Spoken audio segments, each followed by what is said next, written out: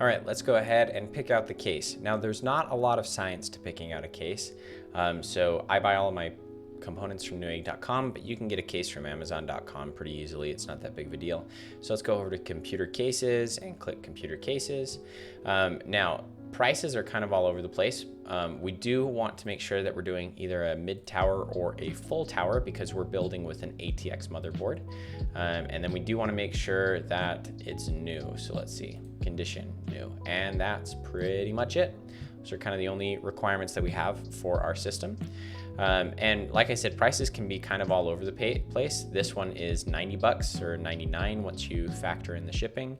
Fractal is a pretty common brand to get a case from. Corsair is another one. NZXT is another one. You'll probably see a case or two by them. But like I said, there's not much of a science to it. It's kind of just whatever you want. And so what I typically do when I'm buying cases is I'll go lowest price first, and I will just go through until I find a case I like, because there aren't a lot of features that you can get from the case. It's not like your PC is going to be more powerful with a different case, unless, of course, unless you get a really, really, really expensive case, right? Like this guy, that's an insane case. It's a desk, or this guy, you know, this is a $700 case.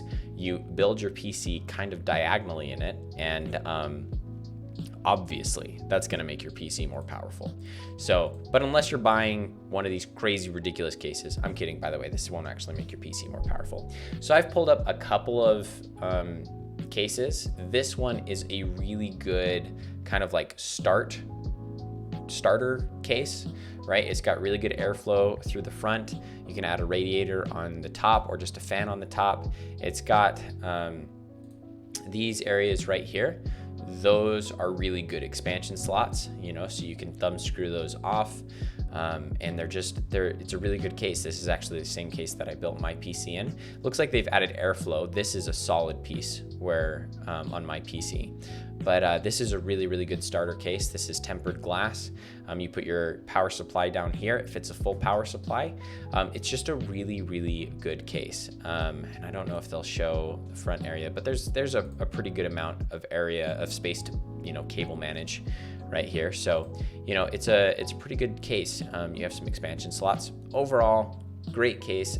Definitely one I would recommend buying for your first PC is this Phanteks Eclipse P3100. But I'm kind of going cheap on my case here, and so I'm going to get this Cougar MX660, right? Oh, dang, this one now says it's $779. I am not going to get that one. I am getting this one. This one is $35, $36. I thought I was on this one. But yeah, this one still has a tempered glass piece to it. It's plastic. I don't know if I'm going to keep this case. I may want to get a smaller case in the future, so I'm just going to buy something cheap just in case. No pun intended. But yeah, this one's not great, but I think it does come with some fans. Maybe it doesn't come with fans, but that's okay with me. It's only 36 bucks, so I'm okay with it being kind of cheap.